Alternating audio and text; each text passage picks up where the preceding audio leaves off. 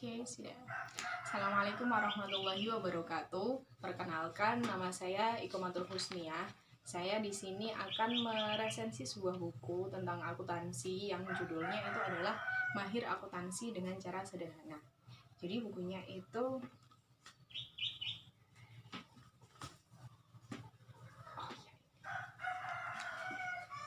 Oke, ini adalah bukunya.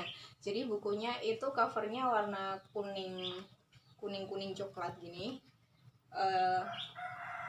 Buku ini berjudul Mahir Akuntansi dengan Cara Sederhana. Penulisnya adalah Siti Nurhasanah SE, penerbitnya dari Era Pustaka Utama. Buku ini cetakan tahun 2018, jadi termasuk buku baru ya. Dan tebalnya buku ini nggak begitu tebal sih. Ini halamannya ada 76 halaman, jadi menurut saya ini tipis. Nah, di sini buku ini menerangkan tentang apa saja sih? Yuk kita buka daftar isinya. Kita mulai dari daftar isi. Kalau di daftar isi ini ada 4 bab. Bab pertama itu menerangkan tentang dasar-dasar akuntansi. Jadi di sini diterangkan tentang pengertian, terus kemudian pihak-pihak yang berkaitan dengan akuntansi dan juga bidang-bidang dalam akuntansi, bidang profesi maksudnya. Jadi akuntansi, mungkin yang baru dengar akuntansi, itu apa sih akuntansi? Jadi akuntansi sendiri itu intinya adalah laporan keuangan perusahaan yang tujuannya itu untuk pihak eksternal maupun pihak internal perusahaan. Pihak internal itu contohnya adalah owner, manajer, karyawan. Kalau pihak eksternal perusahaan itu bisa saja pemerintah, investor, atau pemasok gitu juga bisa. Selain dasar-dasar akuntansi, di bab 2 ini juga diterangkan tentang siklus akuntansi. Jadi di bab 2 ini diterangkan tentang siklusnya akuntansi, dimulai dari bukti transaksi dan sampai dijelaskan tentang jurnal pembalik. Jadi di sini cukup lengkap, mulai dari bukti transaksi, terus kemudian nanti posting buku besar. Untuk jurnalnya pun juga beragam. Selain dari jurnal umum, dia juga menjelaskan jurnal-jurnal yang sering digunakan di perusahaan dagang. Itu ada jurnal khusus, ada 5 macam jurnal khusus, itu juga diterangkan di sini. Terus kemudian habis menerangkan tentang siklus akuntansi, itu di bab 3 di sini dicantumkan tentang hal-hal yang dianggap rumit dalam akuntansi. Jadi penulis pun sudah merangkum dari berbagai sumber ya pastinya tentang hal-hal yang dianggap rumit dalam akuntansi. Di sini disebutkan yang rumit itu ada jurnal umum, terus kemudian laporan keuangan, kertas kerja, dan juga jurnal penyesuaian. Saya cukup setuju sih di sini menerangkan tentang hal yang dianggap umum, salah satunya yaitu jurnal penyesuaian. Soalnya selama belajar akuntansi, saya juga kadang beberapa hal masih bingung terkait jurnal penyesuaian.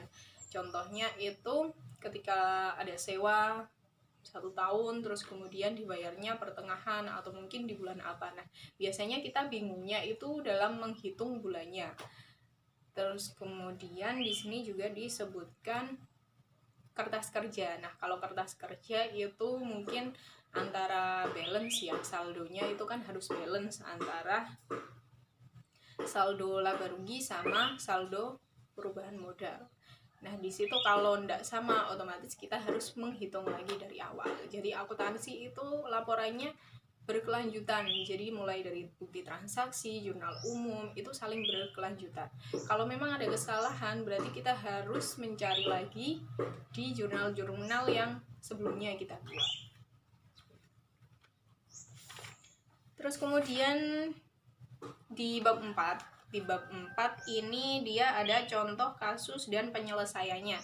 Jadi yang baru belajar akuntansi jangan khawatir, di sini disebutkan contoh-contohnya, contoh-contoh transaksi dalam perusahaan, dan kurun waktunya tuh cukup lama, ada 1 bulan jenis transaksi. Terus kemudian dijelaskan transaksinya itu apa saja, terus cara menjurnalnya itu bagaimana, di sini dijelaskan. Kalau pemula dan baru belajar akuntansi, Ini cukup recommended karena dia menjelaskan mulai dari pengertian sampai dengan jurnal-jurnal yang dibutuhkan dalam akuntansi. Atau mungkin kakak-kakak SMA kelas 12 bisa juga ini dibuat untuk buku penunjang. Soalnya kalau SMA kelas 12 khususnya IPS ya, jurusan IPS itu nanti kan kelas 3 pasti materinya itu full akuntansi, mulai dari perusahaan dagang, perusahaan jasa sampai dengan perusahaan dagang. Menurut saya ini recommended karena di sini juga dicontohkan beberapa transaksi, hal-hal yang memang sulit dimengerti dari jurnal-jurnal akuntansi itu semua termuat di dalam sini. Dan bukunya cukup tipis, jadi mungkin kita nggak males baca. Kalau ini pengantar akuntansi bisa pakai buku ini. Bagaimana? Atau mungkin bosan dengan pemahaman tentang materi-materi yang ada di sini? Atau kita cari suasana tempat baru? Oke, check it out.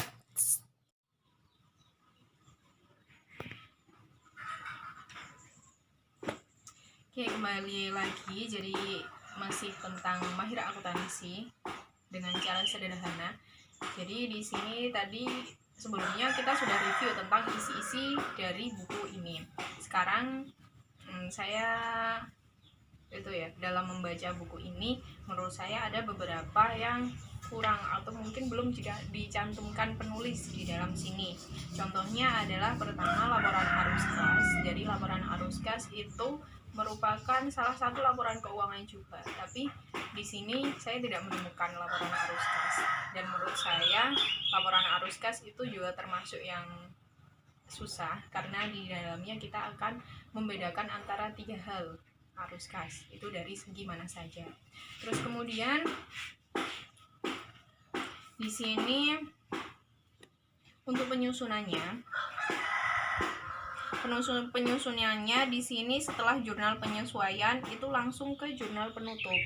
Biasanya siklus kita yang pernah saya pelajari itu setelah jurnal penyesuaian itu ke laporan keuangan atau kertas kerja, tapi di sini langsung dijelaskan tentang jurnal penutup.